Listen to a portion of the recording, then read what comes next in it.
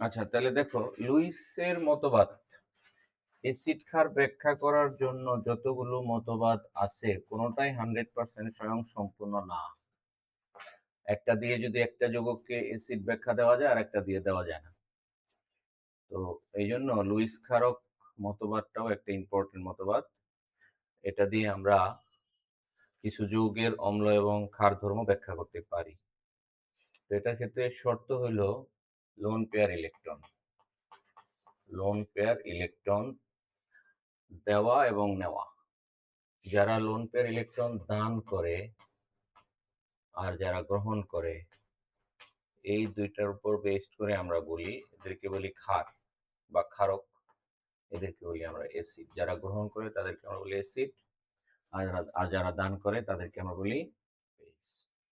কেন এটাকে বলে লুইস মতবাদ? কারণ এটা আবিষ্কার করছে বিজ্ঞানী লুইস, এই জন্য এটাকে আমরা বলি লুইসের মতবাদ। তাহলে যে সকল রাসায়নিক সত্তা মুক্তজোড় ইলেকট্রন গ্রহণ করে তাদেরকে বলে অ্যাসিড, আর যে সকল রাসায়নিক সত্তা মুক্তজোড় ইলেকট্রন দান করে, এক জোড়া ইলেকট্রন, মুক্তজোড় বলতে হবে এমন কোনো কথা নাই, এক জোড়া ইলেকট্রন দান করে তাদেরকে আমরা বলবো ক্ষার।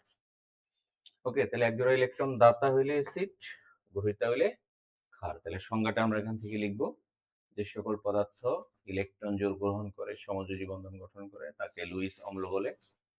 এবং এই ক্ষেত্রে শর্ত হইল লুইস অম্ল তারাই হবে যাদের কমপক্ষে এক জোড়া ইলেকট্রনের শর্টেজ আছে, কমপক্ষে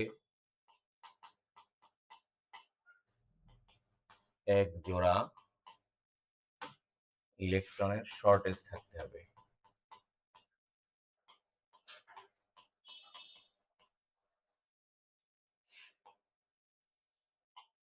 অথবা একটি অরবিটাল খালি থাকতে হবে,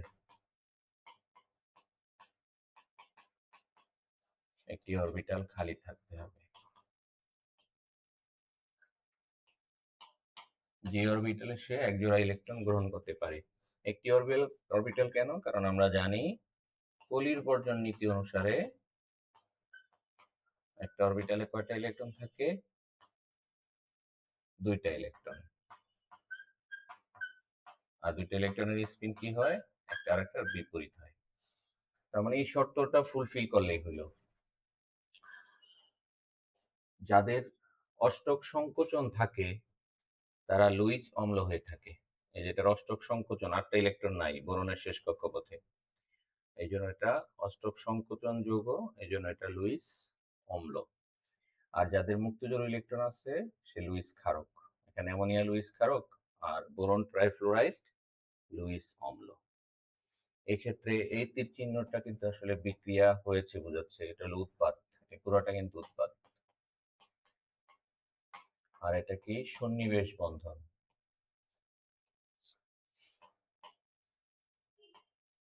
এখানে কথাটা সমযোজী 100% ঠিক না, সন্নিবেশ সমযোজী হবে।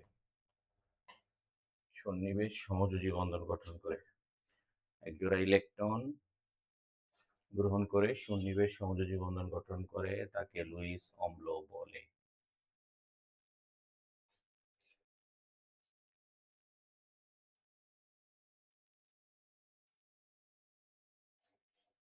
ঠিক আছে, তুলে নেই।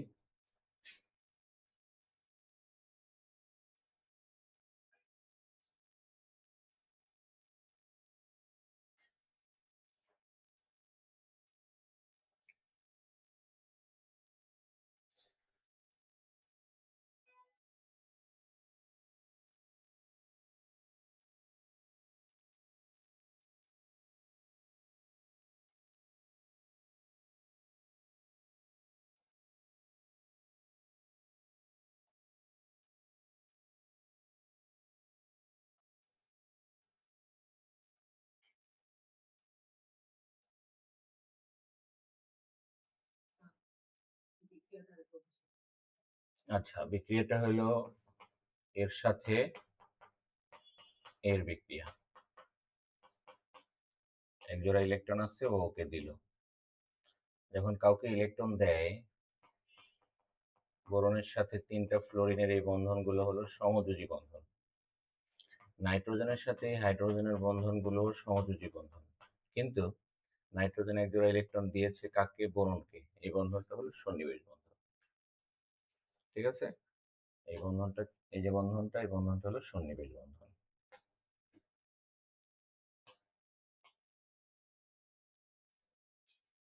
ওকে,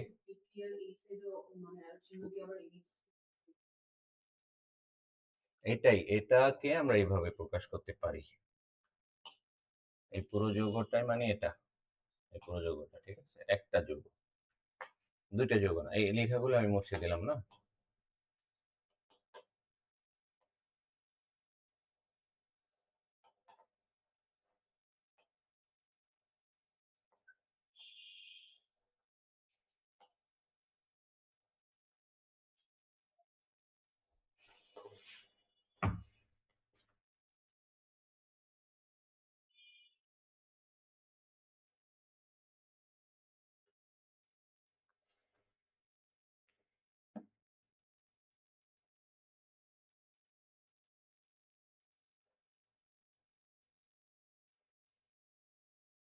ওকে, এবার আমরা চলে যাচ্ছি লুইস ক্ষারকের সংজ্ঞাতে।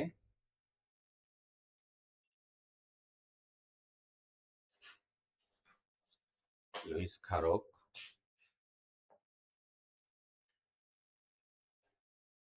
তাহলে যেহেতু অ্যাসিডের সংজ্ঞাটা আমরা বুঝে গেছি, তাহলে ক্ষারকের সংজ্ঞাটা কি হবে? জাস্ট এটার গ্রহণের জায়গায় কি হবে? দান। গ্রহণের জায়গায় হবে জাস্ট দান। যে সকল পদার্থ ইলেকট্রন জোড় গ্রহণ করে, এখানে সন্নিবেশ সমযোজী বন্ধন হবে। কথাটা শুধু সমযোজী বলাটা এক অর্থে ভুল। সন্নিবেশ সমযোজী বন্ধন গঠন করে তাকে লুইস অম্ল বলে। সরি, এটা তো লুইস অম্লের সংজ্ঞা তো একটু দিলাম আমরা। লুইস ক্ষার হবে। লুইস ক্ষার, লুইস ক্ষার কোথায়? যে সকল পদার্থ ইলেকট্রন জোড় দান করে সন্নিবেশ সমযোজী বন্ধন গঠন করে তাকে লুইস ক্ষার বলে।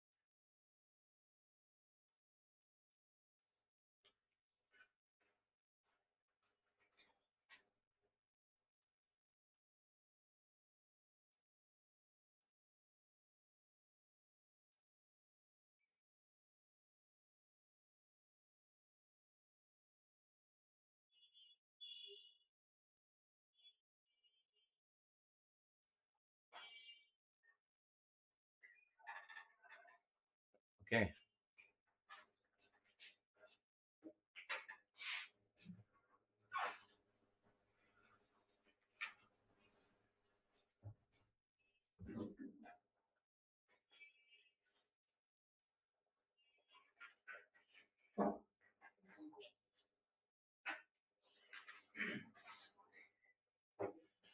তাহলে লুইস ক্ষার কারা হবে? যাদের লোন পেয়ার ইলেকট্রন থাকবে। আমরা লোন পেয়ার ইলেকট্রন কিভাবে বের করব মনে আছে সবার? লোন পেয়ার ইলেকট্রন বের করার উপায় কি? Half into valence electron, valence electron minus number of bond. Valence electron কার? কেন্দ্রীয় পরমাণু। কার? কেন্দ্রীয় পরমাণু, অর্থাৎ যার যোজনী বড়, যার যোজনী বড়। যেমন আমরা যদি এখানে অ্যামোনিয়ারটা বের করতে চাই, তাহলে অ্যামোনিয়ার কেন্দ্রীয় পরমাণু হলো নাইট্রোজেন। তাহলে অ্যামোনিয়ার লোন পেয়ার ইলেকট্রন বের করতে চাই হাফ। নাইট্রোজেনের শেষ কক্ষপথে ইলেকট্রন আছে 5টা, আর এখানে টোটাল বন্ধন আছে 3টা।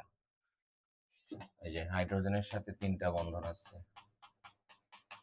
5 - 3 = যেহেতু হাফ দিয়ে গুণ আছে, তার মানে একটি। এই পানির আছে কয়টা? পানির কেন্দ্রীয় পরমাণু অক্সিজেন। তাহলে পানির মুক্ত জোড় ইলেকট্রন বের করতে চাই হাফ, অক্সিজেনের শেষ কক্ষপথ ইলেকট্রন 6টা, মাইনাস 2টা বন্ধন আছে, যেহেতু 2টা হাইড্রোজেন তাহলে 2টা আছে। তাহলে পানির অক্সিজেনের মুক্ত জোড় আছে কয়টা? 2টা। ঠিক আছে, তাহলে এখন OH এর কয়টা হবে? OH মাইনাস, আবার দেখো, তাহলে OH মাইনাসের কেন্দ্রীয় পরমাণু অক্সিজেন, তাহলে OH মাইনাস যেহেতু, তাহলে অক্সিজেনের একটা ইলেকট্রন গ্রহণ হয়েছে, তাহলে অক্সিজেনের ছিল কয়টা? 6টা, আর একটা গ্রহণ হয়েছে, তাহলে 7টা হবে। তাহলে হবে 7টা অক্সিজেনের, যেহেতু একটা গ্রহণ করছে, মাইনাস বন্ধন আছে একটা, যেহেতু একটা হাইড্রোজেন বন্ধন আছে একটা, তাহলে মুক্তজোড় 3টা। তাহলে OH এর মুক্তজোড় কয়টা? OH মাইনাসের মুক্তজোড় আছে 3টাই, যে এখানে একটা, এই মাইনাস দিয়ে 2টা ইলেকট্রন বোঝানো হচ্ছে। OH মাইনাসের 3টা মুক্তজোড় ইলেকট্রন। ওকে, মুছে দিলাম পুরোটা।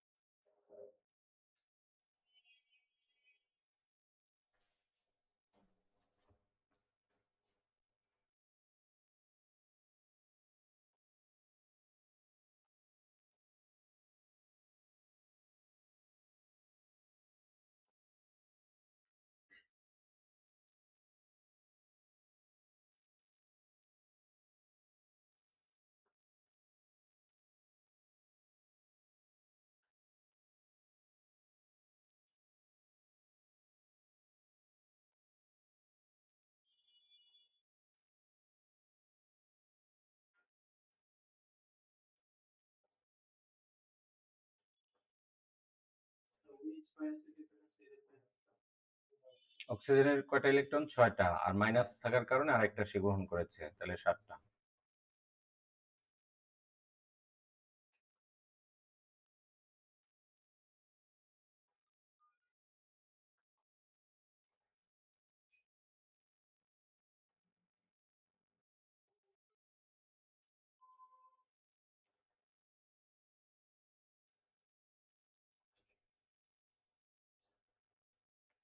ওকে, তাহলে আমরা দেখি,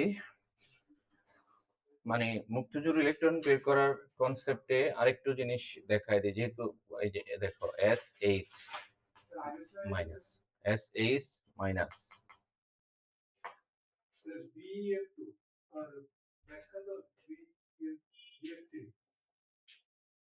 এখানে BF2 হবে, BEF2 হবে, কই গেল BF2? হুম, BF2 হবে এখানে ব্যাখ্যাতে। ওকে, দেখো SH মাইনাস এর মুক্তজোড় ইলেকট্রন কয়টা?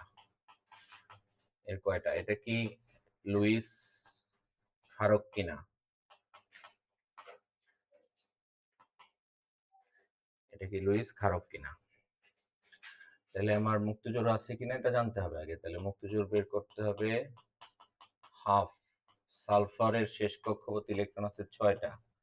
সালফারের ইলেকট্রন বিন্যাস করো, 1s2 2s2 2p6 3s2 3p4, 6টা। আর এই যে মাইনাস, এই মাইনাসের কারণে আরো একটা তার কাছে ইলেকট্রন আসছে, তার মোট হবে 7টা। আর এখানে সালফারের সাথে একটা হাইড্রোজেন আছে, তাহলে একটা বন্ধন, তাহলে 1 বিয়োগ হবে, তাহলে 6/2, মানে 3টা মুক্তজোড় আছে। তাহলে এই মুক্তজোড় কোনটা?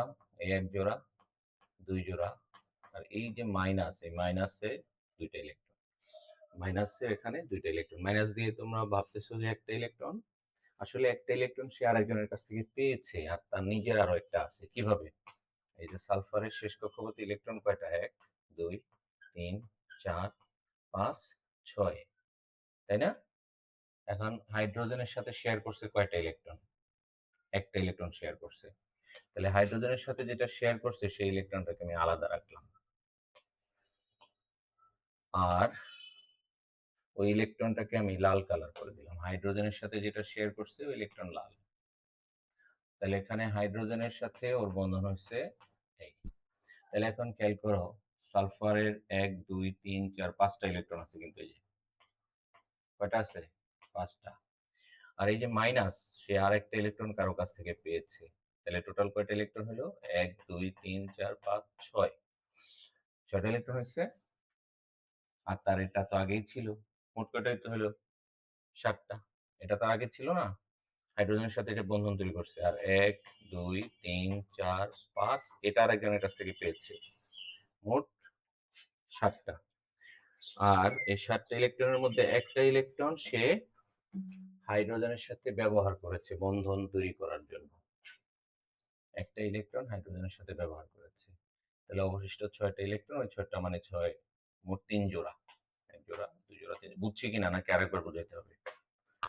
আরেকবার বুঝাইতে হবে মনে হচ্ছে আমার কাছে। আবার খেয়াল করো, খেয়াল করো আবার। আমার SH মাইনাস।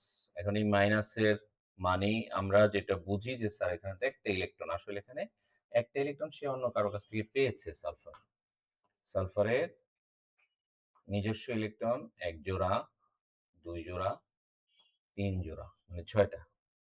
আরো একটা ইলেকট্রন সে কারো কাছ থেকে পেয়েছে। ঠিক আছে? এখন সে তো হাইড্রোজেনের সাথে একটা বন্ধন তৈরি করছে। সেই বন্ধনটার ইলেকট্রন একটু আমি অন্য কালার দিয়ে রাখি। ধরো এটা, এটা হাইড্রোজেনের সাথে বন্ধন তৈরি করছে। তাহলে হাইড্রোজেনের সাথে বন্ধনটা তৈরি হয়েছে, তাহলে কয়টা বন্ধন আছে এখানে? একটা বন্ধন আছে, তাই না? আর তার নিজের ইলেকট্রন আছে 1 2 3 4 5 6টা। কয়টা আছে? 6টা। এখন যেহেতু সে মাইনাস, তার মানে কি সে আরো একজনের কাছ থেকে আরেকটা ইলেকট্রন পাইছে। সেটা আমার একটা কালার দাও। ধরো এটা আরেকজনের কাছ থেকে পাইছে, এই জন্য সে কি হয়ে গেল? মাইনাস। তাহলে এখন তার টোটাল ইলেকট্রন কয়টা? 1 2 3 4 5 6 7টা ইলেকট্রন হচ্ছে। কয়টা? 7টা। বন্ধন কয়টা? একটা। তাহলে কত থাকে? 6। তাহলে আমরা সূত্র অনুসারে হাফ দিয়ে গুণ করছি, তাহলে 3। ক্লিয়ার না ক্লিয়ার না বলো? ক্লিয়ার? সবাই ক্লিয়ার? হুম, আচ্ছা ওকে। তাহলে মুক্তজোড় ইলেকট্রন থাকলে সে লুইস ক্ষারক হবে। যেমন Cn মাইনাস, এটা কি লুইস ক্ষারক কিনা? Cn মাইনাস এটা কি লুইস ক্ষারক কিনা কিভাবে বের করব? ওর কি মুক্তজোড় আছে? এই যে মাইনাস দিয়ে কি দুইটা ইলেকট্রন বোঝাচ্ছে না একটা ইলেকট্রন বোঝাচ্ছে? দেখো তো, কেন্দ্রীয় পরমাণু কি এখানে? কার্বন। কার্বনের শেষ কক্ষপথে কয়টা ইলেকট্রন? 4টা। 6, সরি 2p6 না 2p2। কার্বনের 2p2, তাহলে 4টা ইলেকট্রন আছে। 4। আর এই যে আরেকটা ইলেকট্রন সে কারো কাছ থেকে পেয়েছে। তাহলে এখন বন্ধন আছে কয়টা এখানে বলো তো? বন্ধন আছে কয়টা? নাইট্রোজেনের সাথে কার্বনের বন্ধন 3টা, তাহলে 3 বাদ দাও, থাকে কত? 5 থেকে 3 বাদ থাকে 2, 2 কে 2 দিয়ে ভাগ দিলে থাকে একটা, মানে একটা। তার মানে এটা এই যে মাইনাস, এই মাইনাসের মানে হলো এক জোড়া ইলেকট্রন। তার মানে এটা একটা লুইস ক্ষারক।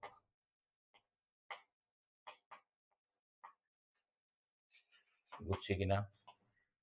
এটা একটা লুইস ক্ষারক, বুঝছি? সায়ানাইড মাইনাস সেটাও কি একটা লুইস ক্ষারক।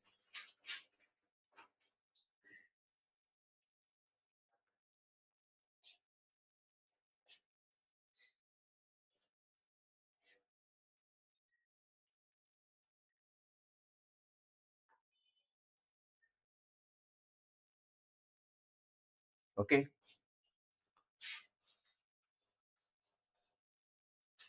আমরা এবার পরের স্লাইডে চলে গেলাম। NH3 একটা লুইস ক্ষারক কেন? কারণ ওর এক জোড়া ইলেকট্রন আছে, ইলেকট্রন অন্য কাউকে সে দিয়ে সন্নিবেশ বন্ধন গঠন করতে পারে, এই জন্য সে একটা লুইস ক্ষারক। লুইস ক্ষারক হওয়ার শর্তই হলো কি? যে সকল রাসায়নিক সত্তা একজোড়া ইলেকট্রন অপর কারোর সাথে শেয়ার করে সন্নিবেশ বন্ধন গঠন করতে পারে তাদের কি বলে লুইস ক্ষারক। তাহলে যেহেতু তার এই ক্ষমতাটা আছে, অ্যামোনিয়ার এই ক্ষমতাটা আছে, তাই এটি একটি লুইস ক্ষারক। ওকে,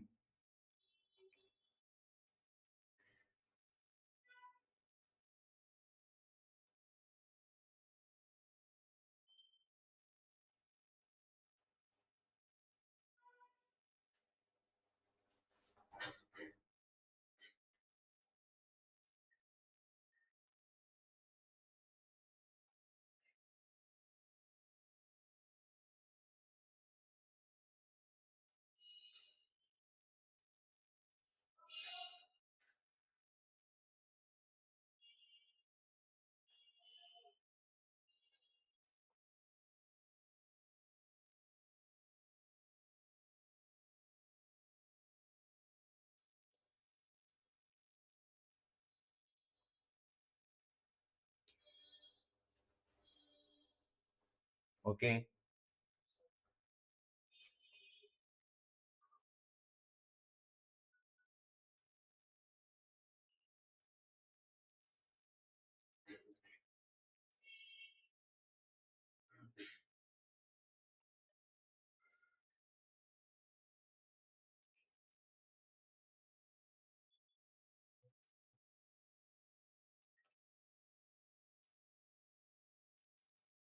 গেলাম পরের পেজে আমরা। দেখো, অ্যালুমিনিয়াম ক্লোরাইড একটি লুইস অ্যাসিড কেন? অ্যালুমিনিয়াম ক্লোরাইড একটি লুইস অ্যাসিড কেন? তাহলে লুইস অ্যাসিডের শর্ত কি বলো? লুইস অ্যাসিড কারা হয়? যাদের কি থাকে, একটু আগে আমি বলছিলাম, লিখছিলাম, দেখো তো, যাদের একজোড়া ইলেকট্রন গ্রহণ করার ক্ষমতা থাকে অথবা একটি অরবিটাল কি থাকে, খালি থাকে। যাদের একজোড়া ইলেকট্রন, একটু বুঝে নিব আমরা আবার। অ্যালুমিনিয়াম ক্লোরাইড এটা লুইস অম্ল। এখন এটা না দিয়ে অন্য আরেকটাও দিতে পারে যে এটা লুইস অম্ল কেন।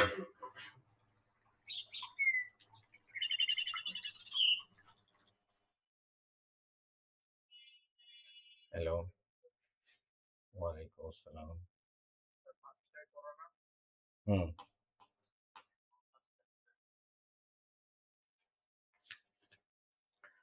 আচ্ছা, দেখো এটা কত নাম্বার গ্রুপ? 13। ঠিক আছে, 13 নাম্বার গ্রুপ। সাধারণত 1, 2 আর 13 এক দুই আর 13 না, 1 থেকে 13 যারা, এদের প্রায় সকল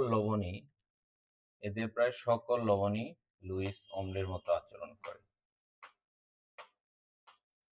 লুইস অম্ল, প্রায় সকল লবণ।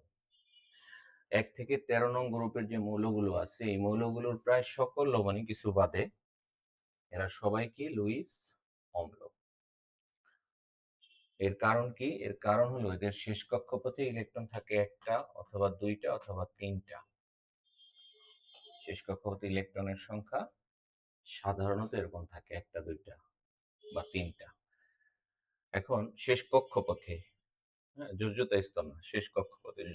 যোজ্যতা স্তরের কথা বলে ব্যাপারটা একটু ভিন্ন হয়ে যাবে। এই জন্য তারা চাইলে একটা ইলেকট্রন শেয়ার করতে পারে, ও চাইলে দুইটা, ও চাইলে তিনটা শেয়ার করতে পারে। যদি একটা আর একজনের সাথে শেয়ার করে, তাহলে টোটাল ইলেকট্রন হবে দুইটা। যদি দুইটা আর একজনের সাথে শেয়ার করে, তাহলে টোটাল ইলেকট্রন হবে চারটা। যদি তিনটা আর একজনের সাথে শেয়ার করে, টোটাল ইলেকট্রন হবে ছয়টা। তাইলে আমরা জানি কি অষ্টক পূরণ থাকতে হয় না? তাহলে অষ্টক পূরণ হওয়ার জন্য তো ছয়টা, সর্বোচ্চ হচ্ছে ছয়টা। 3 আর 3 6, 2 2 4, 1 আর 1 2। তাহলে সবার কি আছে? 8 থেকে কম আছে, অষ্টক সংকোচন আছে। সবারই অষ্টক সংকোচন আছে। এই হলো তোমার একটা ব্যাপার। আরেকটা ব্যাপার হলো মাঝখানে যারা আছে 2 এর পরে, মানে 3 থেকে 12 নং গ্রুপ, এরা হলো ডি ব্লক। এদের প্রত্যেকেরই ডি অরবিটালে ইলেকট্রন শর্ট থাকে, শুধুমাত্র 3 আর 12 নং গ্রুপ বাদে। 3 নং গ্রুপ আর 12 নং গ্রুপ, 3 নং আর 12 নং, এরা বাদে, এই দুটো গ্রুপ বাদে বাকি সবার ডি অরবিটাল কি থাকে? ফুলফিল থাকে না ইলেকট্রন দ্বারা। ডি অরবিটালে 10টা ইলেকট্রন থাকে না, 10টার কম থাকে। কোনো কারণে যদি কারো 9টা থাকে তাইলেও হবে না। 8টা থাকলেও তার কয়টা শর্ট আছে? ডি অরবিটালে থাকতে পারে কয়টা ইলেকট্রন? 10টা। 8টা থাকলে 2টা শর্ট আছে, 2টা গ্রহণ করতে পারবে। তো এই 3 থেকে 12 নং গ্রুপের যে মৌলগুলো আছে, তাদের ডি অরবিটালে ইলেকট্রন কম থাকে, শুধু 3 এবং 12 নং গ্রুপ বাদে বাকি মৌলগুলোর ডি অরবিটালে ইলেকট্রন কম থাকে। এই জন্য তারাও একজোড়া ইলেকট্রন গ্রহণ করতে সক্ষম। এই জন্য তাদের লবণগুলাও লুইস অম্ল। ঠিক আছে? তাহলে লুইস অম্লের সংখ্যা কিন্তু অনেক। যদি তুমি উদাহরণ দাও, অনেকগুলো উদাহরণই দেওয়া যাবে। এখন অ্যালুমিনিয়াম তাহলে 13 নং গ্রুপের, তাহলে 13 নং গ্রুপের হলে অ্যালুমিনিয়াম শেষ কক্ষপথে ইলেকট্রন আছে 3টা, আর ক্লোরিনের সাথে শেয়ার করলো সে এই 3টে ইলেকট্রন, তাহলে এখন তার টোটাল ইলেকট্রন হলো 6টা। অষ্টক পূরণ হয় নাই, তার মানে সে আরো 2টা ইলেকট্রন গ্রহণ করতে পারে। যেহেতু 2টা ইলেকট্রন সে গ্রহণ করতে পারে, এই জন্য সে একটি লুইস অ্যাসিড। ঠিক আছে? লেখাটা পুরোটা আমরা লিখবো।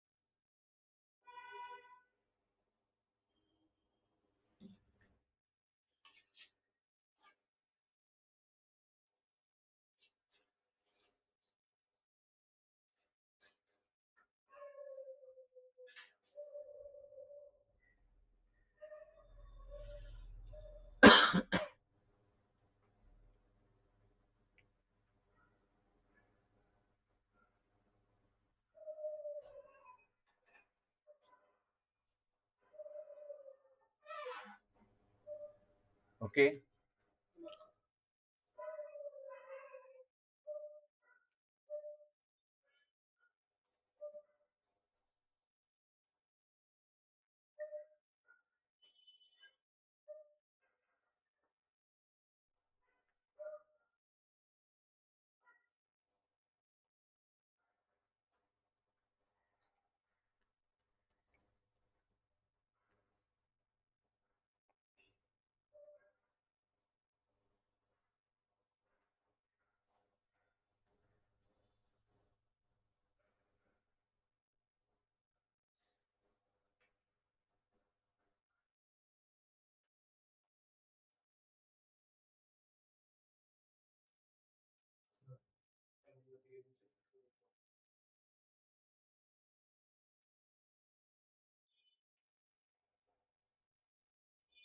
হুম,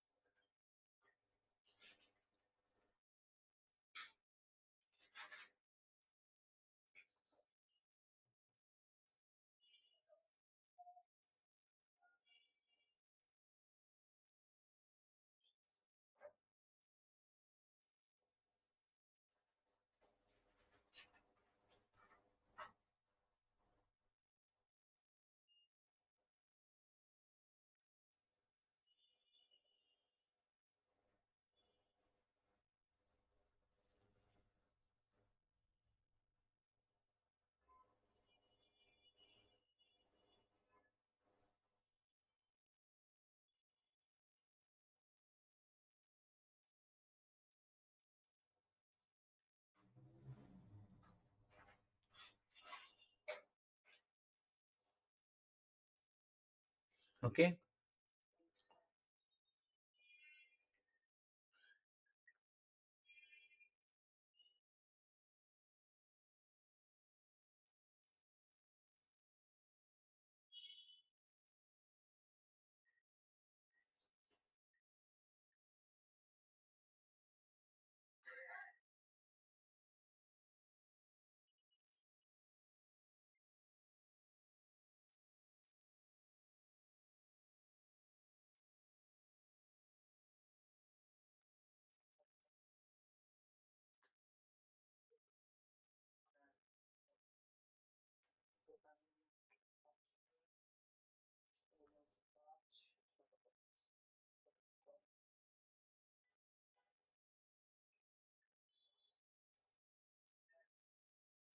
ওকে,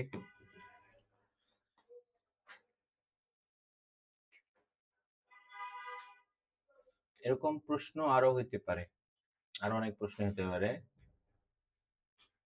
যেমন এটা কেন লুইস আমলো, প্রশ্নটা লিখে রাখবো শুধু আমরা।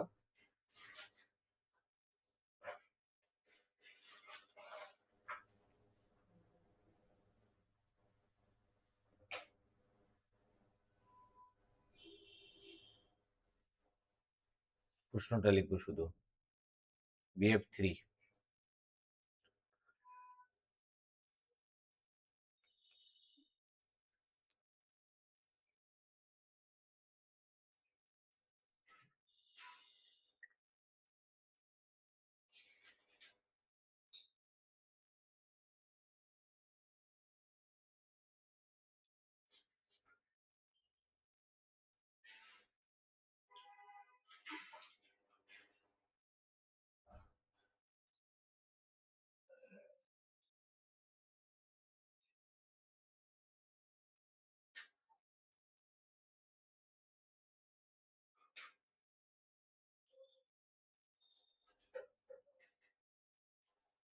ওকে, এখন দেখো আমাদের যেটা জানতে হবে, অ্যামিন, এই প্রশ্নটার জন্য, এই প্রশ্নটা আসছে বোর্ড প্রশ্ন, ঠিক আছে।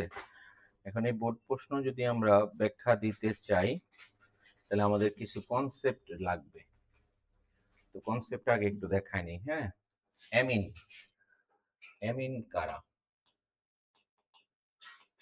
অ্যামিন কারা, এটা আমাদের জানতে হবে। অ্যামিন হলো, দেখো, নাইট্রোজেনের হাইড্রোজেন আছে কয়টা? তিনটা। যদি তিনটা হাইড্রোজেন থাকে তাহলে তার নাম কি হয়? অ্যামোনিয়া হয়, তাই না?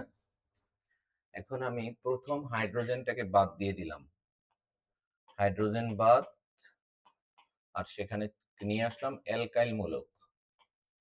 হাইড্রোজেনকে আউট করে কাকে নিয়ে আসলাম? অ্যালকাইল মূলককে নিয়ে আসলাম।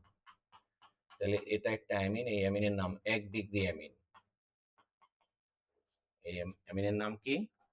1 ডিগ্রি অ্যামিন। আমি আর একটা হাইড্রোজেনকে এখান থেকে আউট করে দিলাম, ইন করাইলাম আর একটা আর। সে আরটা এটার মতো হইতে পারে, ভিন্ন হইতে পারে, আমি আর প্রাইম ধরলাম এখন। তাহলে আমি আর একটা হাইড্রোজেনকে বাদ দিয়ে নিয়ে আসলাম আর একটা আর, এটার নাম হলো 2 ডিগ্রি অ্যামিন। আমি যদি আর একটা হাইড্রোজেনকে বাদ দিয়ে আর একটা আর নিয়ে আসি,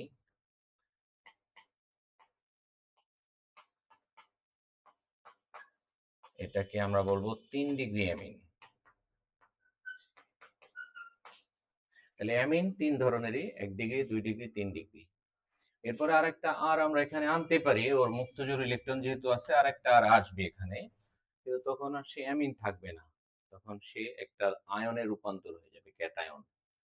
ঠিক আছে? যাই হোক, অ্যামিন আমাদের 3টাই, এই প্রত্যেকটা অ্যামিনে নাইট্রোজেন আছে, নাইট্রোজেনের একটা করে লোন পেয়ার ইলেকট্রন আছে। তার মানে ওকে যদি বলা হয় যে তুমি কি এক জোড়া ইলেকট্রন দান করবা, ও বলবে হ্যাঁ দান করবো। তার মানে সে ইলেকট্রন দাতা, এও ইলেকট্রন দাতা, এও ইলেকট্রন দাতা, এও ইলেকট্রন দাতা, সবাই ইলেকট্রন দাতা। তাহলে সবাই কি ক্ষারক? ইলেকট্রন দাতা মানে কি? ক্ষারক। সবাই ক্ষারক, কিন্তু এদেরকে যদি আমি কম্পেয়ার করি, কে সবচেয়ে শক্তিশালী ক্ষারক? সবচেয়ে শক্তিশালী ক্ষারক হলো 2 ডিগ্রি অ্যামিন। তারপর কে? 1 ডিগ্রি অ্যামিন। তারপর কে? 3 ডিগ্রি অ্যামিন। তাহলে সিরিয়ালটা দেখো, সবচেয়ে শক্তিশালী কে? 2 ডিগ্রি। এখন প্রশ্ন হলো কেন? তাহলে আমরা জানি লুইস ক্ষারক, লুইস বেস কারা? যারা লোন পেয়ার ইলেকট্রন দাতা। এখন এই দাতার মধ্যে যে যত দ্রুত দান করবে, যে ফার্স্ট দান করবে, সে বেশি স্ট্রং, আর যে স্লো দান করবে সে উইক। ঠিক কিনা? বুঝছো তো? তোমার কাছে একজন ভিক্ষুক আসছে, ভিক্ষুক আসার সাথে, ভিক্ষুক আসতেছে তুমি দেখতেছো, তুমি মানিব্যাগ খুলে টাকা বের করে দিয়ে দিলা স্বেচ্ছায়। আরেকজন হলো ভিক্ষুক আসলো, এসে বললো ভাইয়া আমারে 2টা টাকা দেন, তারপর দিলা। আরেকজন এসে বললো ভাইয়া 2টা টাকা দেন, দিতাছো না তুমি। আবার ভাইয়া 2টা টাকা দেন, দিতাছো না। আবার ভাইয়া 2টা টাকা দেন। একবার তোমার পিঠে আবার হাতও দিছে, 2টা টাকা দেন। এই, ধমক মারছো, ধমক মারার পর ধমক মারছো, কিন্তু তারপর মানিব্যাগ খুলে দিছো। এই 3টা ঘটনা আমি দেখছি। দেখার পর কার প্রতি আমার কেমন ধারণা হবে? আমি 3টা ঘটনা সামনে থেকে দাঁড়ায় দেখছি, যে আমার 3টা ছাত্র, একটা ছাত্র ভিক্ষুক আসলো, সে দেখছে ভিক্ষুক আসতেছে, সাথে সাথে মানিব্যাগ বের করে টাকা দিচ্ছে, দান করছে, উইদাউট প্রেশার, চাওয়া টাওয়া ছাড়াই। আরেকজন ছাত্র একবার চাওয়ার পরে দিছে, আরেকজন ধমক টমক দিয়ে অনেকক্ষণ পরে দিচ্ছে। তাহলে আমার মনের মধ্যে কি মনে হবে, কোনটা দাতা? হাজী মোহাম্মদ মহসিন কে? যে ছেলে কোনো কথা ছাড়াই টাকা দিয়ে দিচ্ছে, তাই না? তাহলে এখন এর কাছে, এর কাছে ভিক্ষুক গেছে, ভিক্ষুককে জানো, যেটা ভাইয়া আমার 1 জোড়া ইলেকট্রন দেন, এর কাছে গেছে ভাইয়া আমার 1 জোড়া ইলেকট্রন দেন, এর কাছে গেছে ভাইয়া আমার 1 জোড়া ইলেকট্রন দেন। তো ওর কাছে, ও যখন দেখছে যে ওর কাছে যাচ্ছে, ও যাওয়ার আগে কি করছে? ইলেকট্রন দিয়ে দিচ্ছে, ইলেকট্রন দিয়ে দিচ্ছে। আর ও একবার বলার পরে দিচ্ছে, 1 ডিগ্রি দিছে কয়বার বলার পরে? একবার বলার পরে। আর 3 ডিগ্রি ধমক টমক দিয়ে তারপর দিচ্ছে। এখন তোমাদের কাছে মনে হবে স্যার কেমন হলো না, হয় 3 ডিগ্রি বেশি হবে, তারপর 2 ডিগ্রি, তারপর অথবা 1 ডিগ্রি 2 ডিগ্রি এরকম হবে। সিরিয়ালটা ব্রেকিং হয়ে গেল না একটা? সিরিয়ালটা ভালো সিরিয়াল হলো না তো, তাই না? এর কারণটা কি? এর কারণ হইল 2টা জিনিস। নাম্বার 1 হলো আবেশী প্রভাব, ইন্ডাকটিভ ইফেক্ট বলে এটারে, বাংলা বলে আবেশী প্রভাব। আবেশী প্রভাব মানে কি? একজন ভিক্ষুক দেখাই তোমার মনের মধ্যে দয়া হয়েছে, কিছু না বলার পরেও তোমার মনে কি হয়েছে? দয়া হয়েছে। দয়ার কারণে তুমি তাকে টাকা দিয়ে দিচ্ছ, কোনো হেজিটেশন ছাড়াই, একমাত্র আখেরাতে পাবা এই চিন্তা করে দিয়ে দিচ্ছ যে কবরে গেলে আমি সবটা পাবো। এটা আবেশী প্রভাবের মতো, কোনো কারণ ছাড়াই দিয়ে দেওয়া। ঠিক আছে? আরেকটা হলো, এখন ইন্ডাকটিভ ইফেক্ট কার বেশি? আর আর যারা, তারা কি ইন্ডাকটিভ মানে পজিটিভ ইন্ডাকটিভ ইফেক্ট দেখাবে, তারা অপরকে দিবে। ইন্ডাকটিভ ইফেক্ট দুই ধরনের হতে পারে, নেওয়ারও কি আছে। মনে করো যে রাস্তা দিয়ে যাইতেছো, অনেক সময় ঘটনা ঘটে না যে এক রাস্তা দিয়ে যেতেছো, এক কলেজের পোলা তোমারে পাইয়া তোমার মোবাইল নিয়ে গেছে, কোনো কারণ, কোনো কিছু ছাড়াই, কারণ ছাড়াই মোবাইল নিয়ে গেছে। তোমার পকেটে হাত দিয়ে বলছে, দোস্ত মোবাইলটা নিয়ে গেলাম গা। আরেকটা হলো, এই মোবাইল দে, তুমি দিচ্ছ না, ও জোর করে নিয়ে নিল। আরেকটা হলো, অনেকক্ষণ মারছে, মাইরা টাইরা তারপরে মোবাইল তো নিচেই, জামা প্যান্ট সব খুলে নিয়ে গেছে। আবার রাস্তা দিয়ে যাচ্ছ, হঠাৎ করে মনে করো একটা স্বনামধন্য কলেজের পাশ দিয়ে যাচ্ছ, ওই কলেজের পোলাপান তোমারে পাইছে, ভাইয়া বললো, ভাইয়া তোর আমার খুব ভালো লাগতেছে, আমার মোবাইলটা তুই নিয়ে যা। ও মোবাইলটা তোমার দিয়ে দিল। কি মজা না? কোনো কারণ ছাড়াই। তাহলে ঘটনা আসলে দুইটাই। যেমন তুমি রাস্তা দিয়ে বেরোলে, ভিক্ষুককে দেখলে তুমি টাকা দাও, দান করো। আবার কখনো কখনো পকেটমার, ছিনতাইকারী তোমার কাছ থেকে নিয়ে যায়। ঘটনা দুটি ঘটে না? তুমি দাও ইচ্ছা করে, আরেকটা হলো জোর করে ও নিয়ে যায়। ঠিক আছে? যারা ইচ্ছা করে দান করে তাদেরকে বলে ধনাত্মক আবেশী প্রভাব, ধনাত্মক ইন্ডাকটিভ ইফেক্ট, এই ঘটনার নাম। আর যারা নিয়ে যায়, জোর করে নিয়ে যায়, তাদেরকে বলে ঋণাত্মক ইন্ডাকটিভ ইফেক্ট। এই ঘটনাকে বলে ঋণাত্মক। ঠিক আছে? নিয়ে গেলে আর দিয়ে দিলে ধনাত্মক। Normal concept. দাতা, দাতাকে আমরা সবসময় কি ভালো চোখেই দেখি, তাই না? আর যে জোর করে নিয়ে গেল, দেখলাম যে একটা ছেলে আর একটা ছেলে থেকে টাকা নিয়ে গেল জোর করে, তাহলে যে নিয়ে গেল তার ব্যাপারে কি নেগেটিভ ধারণা? না, ছেলেটা খারাপ। আর যে দিয়ে দিল তাকে আমরা খারাপ বলি না। আচ্ছা, তাহলে খেয়াল করো, কে সবার আগে দিছে? ও না, এই যে 2 ডিগ্রি, কে সবার আগে দিছে? 2 ডিগ্রি। কারণ এ হলো দাতা। আর কি দাতা না? তাহলে আর কি করে? নাইট্রোজেনের ইলেকট্রন বাড়ায় দেয়। নাইট্রোজেনের ইলেকট্রন যেহেতু বেশি, এই জন্য হাইড্রোজেন যখন ওর কাছে গেছে, হাইড্রোজেন তো প্লাস, ওর কাছে যাওয়ার সাথে সাথে যেহেতু ওর ইলেকট্রন বেশি আছে, ও দিয়ে দিচ্ছে, খুব দ্রুত দিচ্ছে। আচ্ছা, আমি ব্যাপারটাকে এইভাবে বুঝি। মনে করো তোমার এলাকায় 3টা লোক, 3টা লোকের মধ্যে প্রত্যেকেরই 3টা করে ছেলে আছে। তা একজনের ছেলে, সে খুবই ভালো, ওর বাবাকে প্রতি মাসে 50,000 টাকা করে দেয়, বেতন পাইয়া ওর খরচটা রেখে বাকি টাকা দিয়ে দেয়। মনে করো 60,000 টাকা বেতন পায়, 10,000 টাকা ওটা রাখে হাত খরচ হিসেবে, বাকি 50,000 টাকা বাবাকে দিয়ে দেয় প্রতি মাসে। আরেকটা বাবার 2 ছেলে চাকরি করে, দুইজনে 60,000 করে টাকা পায়, 50-50 1,00,000 টাকা বাবাকে দিয়ে দেয়। আরেকজনের 3 ছেলে চাকরি করে, তাহলে বাবার হাতে প্রতি মাসে চলে আসে 1,50,000 টাকা। এখন যার হাতে 1,50,000 টাকা আসে, সে একটু কি ভিআইপি না কম্পারেটিভলি? এখন সে তার বাড়িতে দারোয়ান টারোয়ান রাখছে, কারণ একটু টাকা পয়সা বেশি, অর্থ সম্পদ বেশি, ভয়ও বেশি। দারোয়ান আছে 4-5টা। আর যে মোটামুটি 1,00,000 টাকা মাসে পায়, সে নর্মাল, তার খরচ হয়ে যায়, সব মিলায় সমান সমান থাকে। আর যার 50,000 পায়, তার মাস শেষে কিছুটা টানাটানি বাইজা যায়। তাহলে খেয়াল করো, এই হলো এক পোলা এই বাবাকে প্রতি মাসে 50,000 দেয়।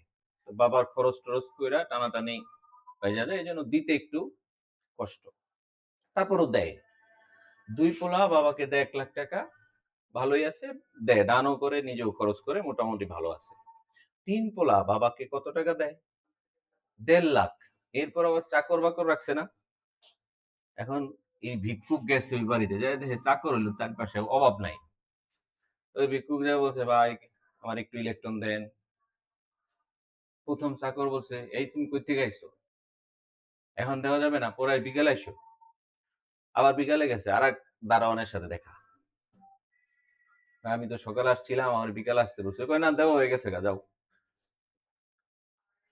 অনেক বাধা, যেহেতু অনেক বাধা, যেহেতু টাকা পয়সা বেশি, দারোয়ান বেশি, গার্ড বেশি, এই বাড়িতে ভিক্ষুক যাইতেই পারে না। ঠিক আছে? আর এখানে অত বেশি ইয়ে নাই, স্বাভাবিক যায়, ধুমধাম করে টাকা পয়সা নিয়ে আবার ভিক্ষুক চলে যেতে পারে। আর এখানে তো টাকা পয়সাই কম, এই জন্য একটু কমই দেয়। কিন্তু এ দেয়, দেওয়ার ক্ষমতা বেশি, কিন্তু তার কাছে যাইতেই পারে না, গেলে কিন্তু ঠিকই পাবে, কিন্তু যাওয়ার ক্ষমতা নাই। এখন এই ব্যাপারটাকে যদি আমরা এভাবে দেখি, এটা তো একটা ইন্ডাকটিভ ইফেক্ট বলছি, আরেকটাকে আমরা বলি হিস্টেরিক ইফেক্ট। হিস্টেরিক ইফেক্ট,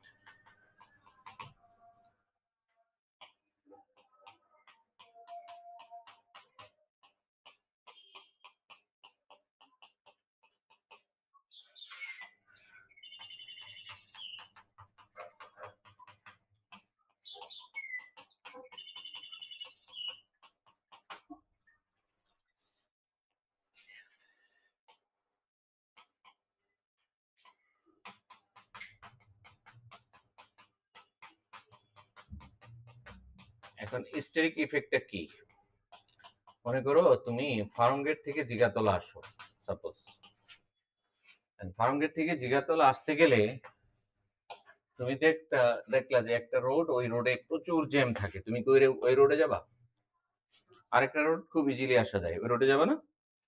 তাহলে খেয়াল করো তো, এখানে 3 বাড়ি আছে, কোন বাড়িতে সবচেয়ে হিজিবিজি অবস্থা? এই এলো 1 ডিগ্রি, এলো 2 ডিগ্রি, এলো 3 ডিগ্রি। এখন এই হলো ভিক্ষুক, এই ভিক্ষুক কিন্তু খুব দ্রুত এখানে চলে যেতে পারে। এই ভিক্ষুক সে এখানেও যাইতে পারে, মোটামুটি ভালোই যেতে পারে। এখানে যে যত বাধার সম্মুখীন হয়, দেখো এই যে 3 পাশে এত বেশি দারোয়ান বসে আছে, যে এই ভিক্ষুক যে মূল বাড়িওয়ালার কাছে যাবে, যাওয়ার সুযোগ খুবই কম, যে বাধা পায়, প্রচুর বাধা পায়, এই হাইড্রোজেন গুলোর সাথে ধাক্কা খায়। এটারে বলে হিস্টেরিক বাধা, হিস্টেরিক ইফেক্ট। তাহলে এটা হলো আর, ও ইলেকট্রন দেয়, এটা আর ইলেকট্রন দেয়, আর ইলেকট্রন দেয়, কিন্তু হিস্টেরিক বাধা বেশি, এই জন্য ভিক্ষুক তার কাছে যাইতেই পারে না, এই জন্য ইলেকট্রন পায় না। ইলেকট্রন ও দেওয়ার মন মানসিকতা আছে, কিন্তু যেহেতু বাধা বেশি, সে ওর কাছে যেতে পারে না, এই জন্য ইলেকট্রন দেওয়ার সুযোগ নাই ওর। এখানে স্বাভাবিকভাবে হাইড্রোজেন ওর কাছে যেতে পারে, ও ইলেকট্রন দ্রুত দিয়ে দেয়, এই জন্য ও সবচেয়ে বেশি শক্তিশালী বেস। ঠিক আছে? আর এটা উইক, কম্পারেটিভলি ওর তুলনায় দুর্বল। এই তিনটার মধ্যে সবচেয়ে স্ট্রং হলো 2 ডিগ্রি, তারপর 1 ডিগ্রি, আর সবচেয়ে কম 3 ডিগ্রি। ক্লিয়ার?